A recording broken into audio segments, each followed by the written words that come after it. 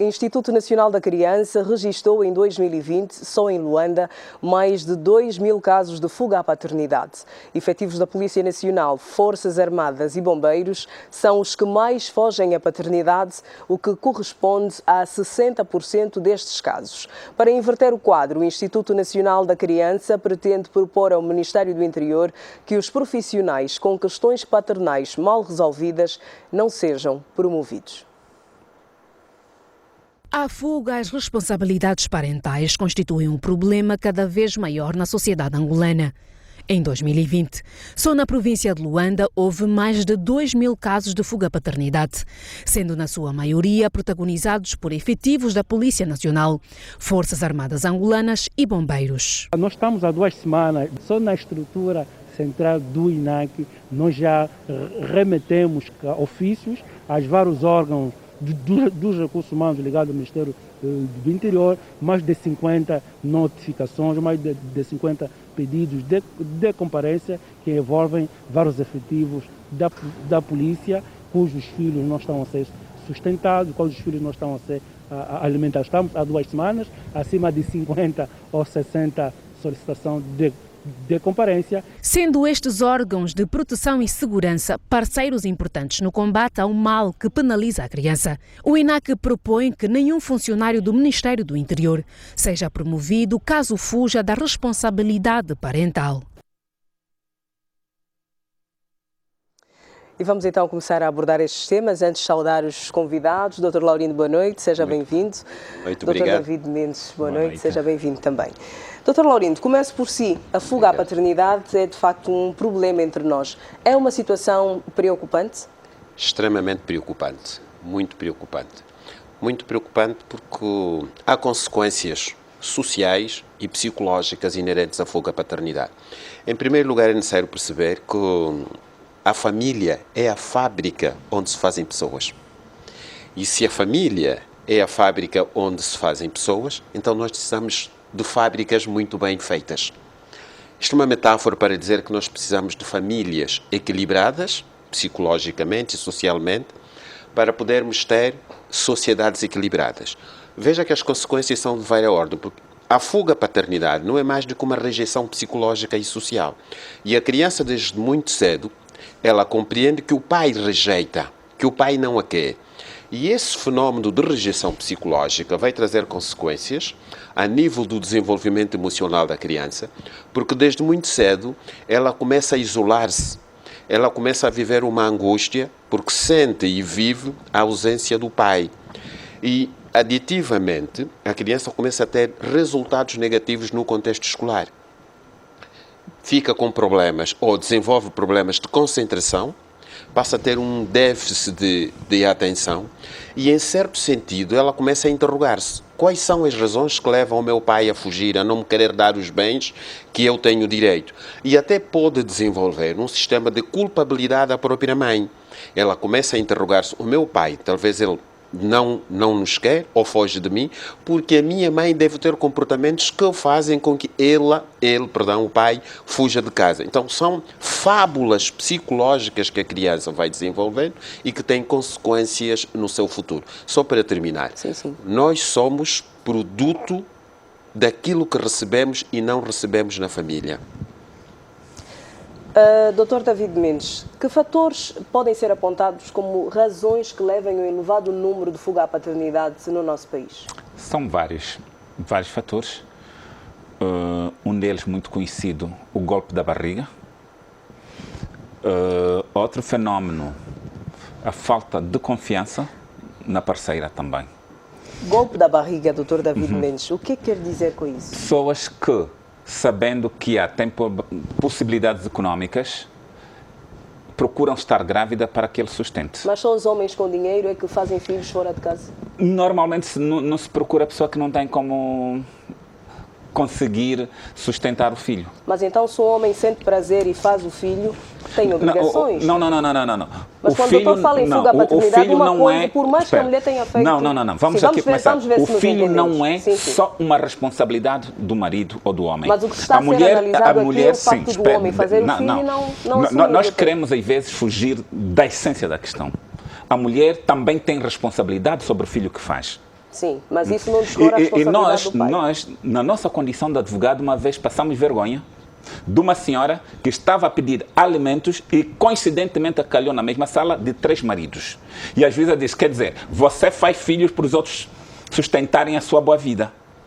Porque muitas se aproveitam também de terem filhos com uma determinada pessoa para que essa pessoa dê a boa vida a ela e não para o filho. Nós temos também que ter aqui essa capacidade de ver este lado. Porque só vivemos a crucificar os homens. Nós temos que ver que há mulheres que também usam isto. Não é um argumento para que os homens façam filho e não se responsabilizam. Agora, por outro lado, o INAC não pode pedir ao Ministério do Interior que deixe de promover. Não pode, isso é uma questão administrativa. Devemos levar a questão ao tribunal, deve ser o tribunal a decidir. É uma questão judiciária. É verdade que os nossos tribunais, a sala de família, tem dificuldades de decidir tempestivamente. Um alimento provisório deveria ser decidido em 45 dias. E o alimento provisório pode levar 1 ano, 2 anos. Há processos de alimentos de menores que levam anos. É preciso que se dê uma prioridade aos processos de família. É óbvio que o filho é que sai prejudicado em tudo isso. É óbvio. Por que que a polícia e o exército são os mais visados? Porque são as instituições que têm mais funcionários públicos. Só por isso. E têm salário certo e unidade certa, onde se pode ir pedir. Porque aqueles que não têm um trabalho certo ficam por aí e ninguém se preocupa. Agora, é verdade que é preciso que se ponha termo a isso. Mas, por outro lado, tem que haver educação sexual para as mulheres também compreender que não podem ficar aí a fazer filhos como querem. Como é? Depois, para dizer que o homem me engravidou, tem que assumir. Calma aí, não é quando são menores de idade, tudo bem. Mas quando são adultas, têm noção do perigo que correm mantendo relações sexuais com alguém sem ter em conta os preservativos. Hoje há preservativo aí aos montes. Já volto assim. Deixa eu dar cumprição, por favor. Já volto assim. Por que que não fazem planeamento familiar? Já volto assim, efetivamente, porque o Dr. Laurindo é sociólogo. O Dr. David Mendes fala em golpe da barriga em muitos casos para justificar a fuga à paternidade. Mas sabemos de homens que foram esposos e que viveram com as mulheres e que abandonaram a família. E, portanto, não houve propriamente, por assim dizer, um golpe ou a tentativa de um golpe da barriga, mas houve famílias que foram desestruturadas e que, por causa disso, os homens decidiram achar que deixam também de ter obrigações enquanto pais. Lógico. Em primeiro lugar, é necessário perceber que uma relação familiar tem duas relações de sentimento, tem duas relações. Uma relação de unidade, que é aquela que nos explica que João e Maria estão juntos e formam uma família. Esta é a chamada relação de unidade. A relação de unidade não explica muita coisa, é uma relação matemática. É uma soma. E 1 mais 1 fazem 2. E os 2 fazem 1 que faz o terceiro, que é o filho. A relação mais importante é a relação de sentimento, que nos vai explicar que João e Maria, para além de estarem juntos, gostam um do outro, amam-se. Quando a relação de sentimento termina, um liberta-se do outro e às vezes deixa de responsabilizar-se das responsabilidades que ele tem. Aí é uma das causas que deriva a fuga à paternidade. Ele deixou de amar a mulher e ao deixar de amar a mulher, percebe não, cria a metáfora que não tem responsabilidades sobre a prole. Este é um dos problemas. Mas também, para além destas questões que foram ditas pelo Dr. David Mendes, a fuga à barriga. Golpe da barriga. Golpe da barriga. Há outras causas. Há causas, por exemplo, as causas psicológicas, as chamadas a repetição episódica. Pessoas que foram abandonadas, que passaram por diversos traumas, tendem a repetir a mesma situação. Mas também há causas sociais, pobreza. Depois há problemas de construção da própria identidade do sujeito. É aquilo que eu dizia inicialmente. os inputs que nós recebemos na família vão ser fundamentais para nós nos transformarmos em bons ou em maus cidadãos em relação às responsabilidades parentais que nós devemos ter. Só relativamente à questão dos militares. Não é só o fato, pode ser uma causa, mas não é só o fato deles terem um bom salário. Também é necessário ver a própria estrutura da personalidade e da identidade dos militares. Eles passam por uma socialização diferente da socialização em que passamos nós que não somos militares. A solução passaria por quê? O certo é que, independente dos motivos que levam uma mulher a fazer filho, existem responsabilidades, quer do pai, quer da mãe. Neste caso estamos a falar sobre a fuga à paternidade. E as crianças o que mais estão se aí. verifica. Portanto, a sua integridade precisa, a todos os níveis, precisa de ser salvaguardada. Quem deve fazer cumprir a lei no sentido de se proteger efetivamente os menores envolvidos nessa história? Olha, neste caso, as mulheres que são as principais vítimas e aditivamente as crianças, devem procurar as instituições, os tribunais nesse caso, para poderem fazer valer os direitos que elas têm nesta matéria, como dizia o Dr. David Mendes. Só esta perspectiva do INAC, por mais que haja boa vontade, mas não resolve a situação. Tem que ser as mulheres a ir aos tribunais e deve existir uma grande educação, por exemplo, a nível dos militares, não é? Porque também não fica bem. Tem que haver uma grande educação, uma grande formação. E estudos, eu sei que existe um estudo desta natureza em Angola, da doutora, é uma obra, por isso não é nenhuma publicidade, da doutora Maria Encarnação Pimenta. Sim, existe uma obra neste. Eu não sei se ela analisa o porquê dos militares e os agentes da polícia terem maior incidência nestas situações, mas é uma obra que pode muito bem ser aproveitada. E aqui também podemos introduzir o Estado-Maior das Forças Armadas, aditivamente a polícia, podem procurar instituições universitárias para que façam estudos multidisciplinares, juristas, sociólogos, psicólogos, para compreenderem a questão do problema. O Dr. Laurindo fala em estudos, mas o Dr. David Mendes, tudo passa pela educação? Ou deverá passar pela questão da educação? Estão lá a fazer afirmações com base nos casos que nós, enquanto advogados, defendemos. É verdade que maioritariamente são mulheres, não é?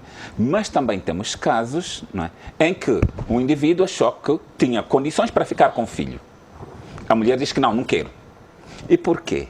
E o indivíduo depois diz, eu também o meu dinheiro não dou porque o meu filho, o dinheiro que eu dou para o meu filho não lhe está a servir. Precisamos analisar isso.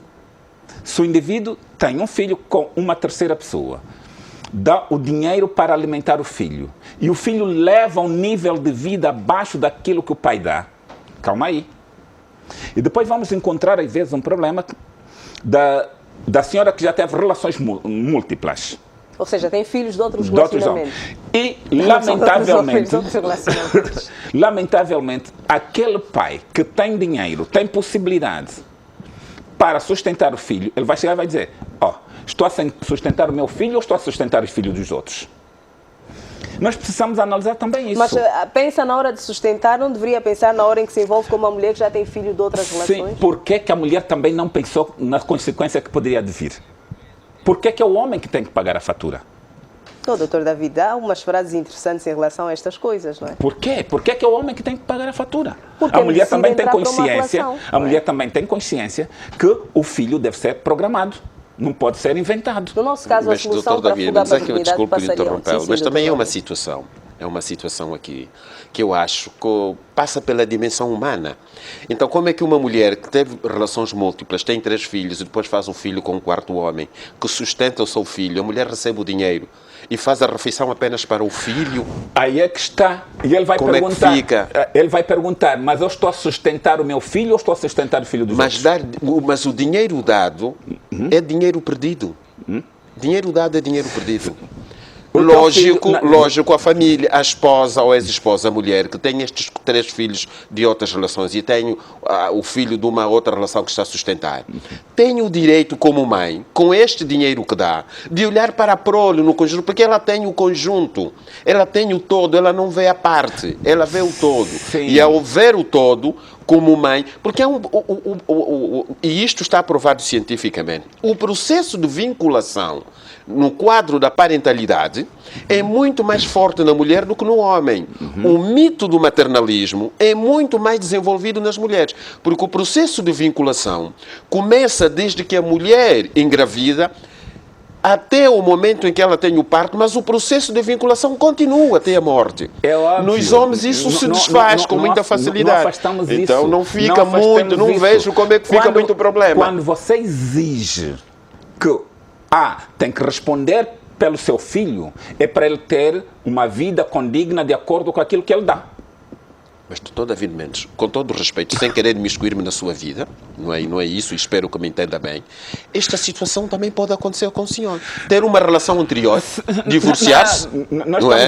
E o seu filho viver com uma outra esposa, que já tem outros filhos, como é que fica? Deixa de dar o dinheiro? Por que é que as mães, nessa altura, não aceitam que o filho viva com o pai? Por que é que não aceitam? Porque elas conhecem o pai, não? Não, o pai diz, ok, eu quero ficar com meu filho.